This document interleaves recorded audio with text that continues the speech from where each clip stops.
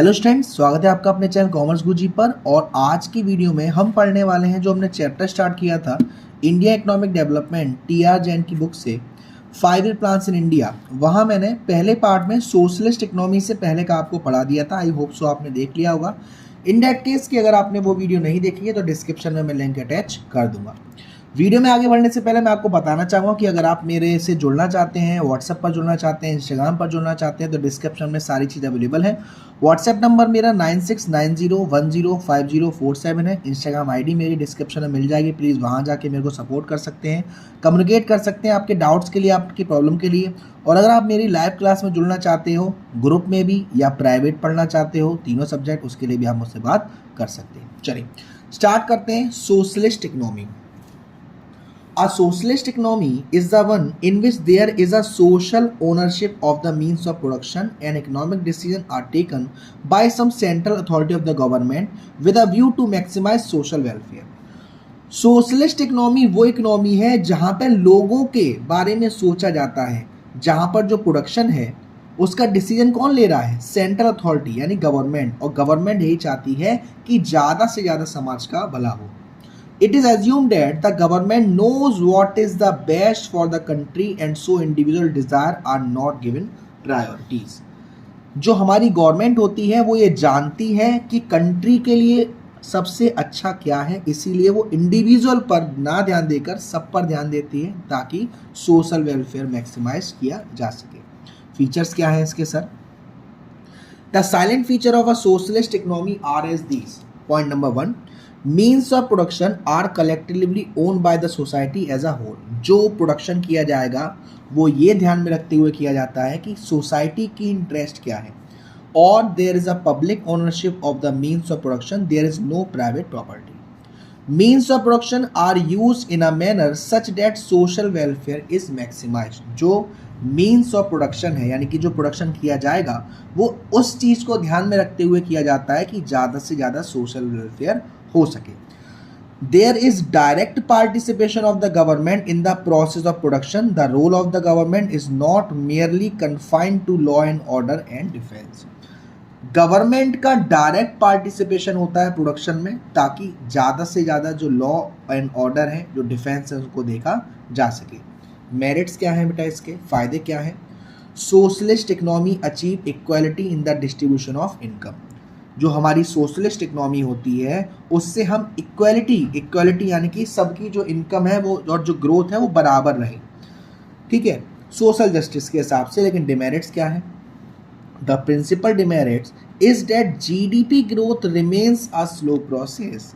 आपने पढ़ा था कैपिटलिस्ट इकोनॉमी में जीडीपी हमारा भाग रहा था, लेकिन सोशलिस्ट इकोनॉमी में जीडीपी हमारा बहुत ही स्लो प्रोसेस से बढ़ता है।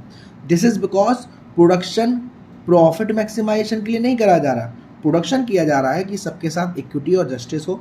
It is owing to this demerit the elsewhere social economy like Soviet Union and China had to switch over to market economy from the control economy. इसी चीज़ की वजह से, इसी डिमेरिट्स की वजह से जो लोग हैं उन्हें अपनी इकोनॉमी को मार्केट इकोनॉमी से कंट्रोल इकोनॉमी तक पहुंचाना पड़ा। यानी कंट्रोल इकोनॉमी से कहाँ पहुंचाना पड़ा? मार्केट इकोनॉमी पर। थर्ड है हमारी इकोनॉमी मिक्स्ड इकोनॉमी, जो हमारी इंडिया में फॉलो किया जाता है। बेसिकली मिक्स्ड इकोनॉमी को हम सेमी फ्यूडल इकोनॉमी भी कहते हैं। A mixed economy is the one in which there is private as well as public ownership of the means of production. Production decisions are governed largely by the principle of profit maximization but not without checks and balance of social justice.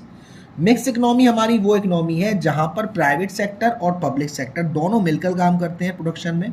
Production जो किया जाता है वो ऐसे किया जाता है कि ज़्यादा से ज़्यादा प्रॉफिट मैक्सिमाइज हो, लेकिन उसको चेक करती है, बैलेंस करती है गवर्नमेंट ताकि उसके साथ साथ सोशल जस्टिस भी हो। मीन्स ऑफ प्रोडक्शन, फीचर क्या है इसके? Means of production are own by the private entrepreneur as well as the government. जो हमारा प्रोडक्शन है वो प्राइवेट सेक्टर के हाथों में भी है और गवर्नमेंट सेक्टर के हाथों में भी है।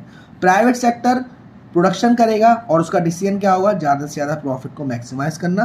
पब्लिक सेक्टर क्या करेगा? ज़्यादा से ज़्यादा सोशल जस्टिस होना। दोनों सेक्टर, चाहे वो प्राइवेट हो या पब्लिक हो, वो एक सिग्निफिकेंट रोल प्ले करते हैं इस प्रोसेस में। मेरिट क्या है बेटा, फ़ायदा क्या है sir? The principal merit of a mixed economy is that it combines the merit of capitalist as well as socialist. इसका एक फ़ायदा ये है कि जो हमारी कैपिटलिस्ट इकोनॉमी के फीचर्स थे, मेरिट से, जो हमारे सोशलिस्ट इकोनॉमी के फीचर्स थे, मेरिट से, वो कंबाइन हो जाते हैं। On the one hand GDP growth is encouraged because private entrepreneurs are free to focus on profit maximization। एक हाथ पर तो जो GDP ग्रोथ होता है वो बढ़ता है, एनकरेज होता है। क्यों? क्योंकि प्राइवेट एंटरप्रीनियर फ्री हैं फोकस करने पर कि कैसे प्रॉफिट को मैक्सिमाइज किया जा सके। और दूसरी तरफ सोशल जस्टिस पर भी ध्यान दिया जाता है, इक्वालिटी पे भी ध्यान दिया जाता है, जो कि गवर्नमेंट का काम है। डिमेरिट्स क्या है? The principal demerit is that the government sector is often inflicted with corruption, leading to low level of efficiency और productivity। ये तो सबको मालूम है कि गवर्नमेंट सेक्टर में कहीं कहीं करप्शन आता है, जहाँ पे काम एफिशिएंट नहीं होता, सही से नहीं होता, प्रोडक्टिविटी सही से नहीं होती। It is owing to this demerit the mixed economy like India are gradually opting for privatization of the public enterprises। हमारे इंडिया में कौन सी इकोनॉमी है? मिक्स इकोनॉमी है, और उसको ज़्यादा से ज़्यादा प्राइवेटाइजेशन किया जा रहा है कि ज़्यादा से ज़्यादा प्राइवेट सेक्टर वहाँ पर काम करे। It may be noted that most economy of the world are now mixed economy where production decisions are governed largely by the market forces of demand and supply but are regulated by way of direct or indirect intervention by the government। ये note किया गया है कि जितनी भी हमारी economic world में जितनी भी कंट्रीज़ हैं वो सब मिक्स्ड इकोनॉमी को चला रही हैं, और जहाँ पर ज़्यादा से ज़्यादा प्रोडक्शन का जो ध्यान होता है वो मार्केट की फोर्सेस, मार्केट में क्या चल रहा है, मार्केट में क्या डिमांड है, उस पर दिया जाता है। लेकिन वो भी डायरेक्टली या इनडायरेक्टली गवर्नमेंट के इंटरवेंशन से चल रही, हस्तक्षेप से चल रही हैं। Leaders and planners of independent India sought mixed economic system as an ideal strategy of growth, avoiding the extreme version of capitalism or socialism। The Industrial Policy Resolution of 1948 and the directive principle of the Indian Constitution reflected the outlook of the planner that India would adopt an economic order where there was a strong public sector but with full respect to private property and democracy। Indian policy जो resolution था उसमें कहा गया है आपसे कि जो हमारा सेक्टर्स हैं वो ऐसे काम करें कि ज़्यादा से ज़्यादा रोल जो रहे वो पब्लिक सेक्टर का रहे और प्राइवेट सेक्टर को भी इज्जत दी जाए, भाई प्यार मोहब्बत से रहे। तो यहाँ पर अब आपसे पूछा जाता है goals of planning in India. Goals of planning in India का मतलब है एक तरीके से ऑब्जेक्टिव, जो आपके 5 ईयर प्लान बनाए जाते हैं। क्यों बनाए जाते हैं, किस पर्पज से बनाए जाते हैं? Goals of planning are common to all the 5-year plan and are therefore generally studied as common goals of 5-year plan or objectives of planning। पंचवर्षीय योजना जिसे हम कहते हैं उसमें जो हमारे गोल्स होते हैं, जो हमारे ऑब्जेक्टिव्स होते हैं, वो हर किसी के लिए सेम रहते हैं, इसीलिए हम उसे common goals of 5-year plan भी कहते हैं। It may be noted that depending on ground reality, each plan is designed as a distinct plan with a distinct set of objectives। जो भी हमारे पर डिमांड है, जो भी हमारे अंदर जो हम चाहते हैं कि 5 साल में अचीव करना, टाइम टू टाइम वो चेंज होती रहती है। However according to the syllabus specification by the CBSE we are focusing only common goals of 5-year plan, और वो यहाँ पर है। सबसे पहला GDP ग्रोथ। GDP यानी कि ग्रॉस डोमेस्टिक प्रोडक्ट, वो कैसे बढ़ेगी, हमारी कंट्री की GDP कैसे बढ़ सकती है? It implies an increase in the flow of goods and service in the economy. हमारा जो कंट्री में गुड्स एंड सर्विस का फ्लो है, आदान प्रदान है, वो बढ़े। When the increase in the flow of goods and service is consistent over a long period of time, it is called economic growth. जब लंबे समय तक गुड्स एंड सर्विस का जो फ्लो है वो बढ़ रहा है, कंसिस्टेंट बढ़ रहा है, तब हमारी क्या होती है? इकोनॉमिक ग्रोथ होती है।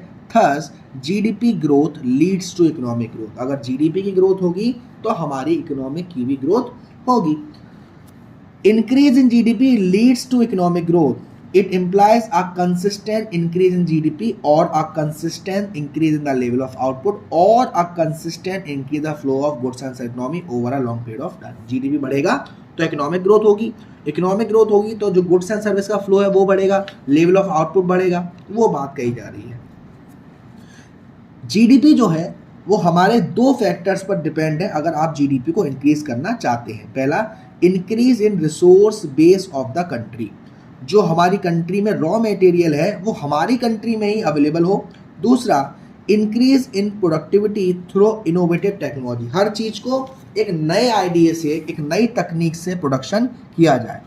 Planning in India was to ensure that natural resources were fully explored and the production technology was continuously improved so that GDP growth achieve a momentum. जो भी हमारे पास नेचुरल रिसोर्सेज हैं उनका फुली यूटिलाइजेशन हो, plus जो भी हमारे पास technology है वो टाइम टू टाइम इम्प्रूव होती रहे, इससे हमारा जो जीडीपी है वो अचीव होगा, इंक्रीज होगा। यहाँ पे आपको दिख भी रहा होगा, यहाँ पे प्रोडक्टिविटी एफिशिएंसी बढ़ाई जा रही है, हार्वेस्टर्स है, थ्रेशर्स है खेतीबाड़ी करने के लिए, ये सारी चीज़ें। तो ये तो हमारा पहला ऑब्जेक्टिव है। सेकेंड ऑब्जेक्टिव है हमारा मॉडर्नाइजेशन। तो जो आपका सेकेंड ऑब्जेक्टिव है उसे हम पढ़ेंगे आपकी नेक्स्ट वीडियो में, थर्ड पार्ट में।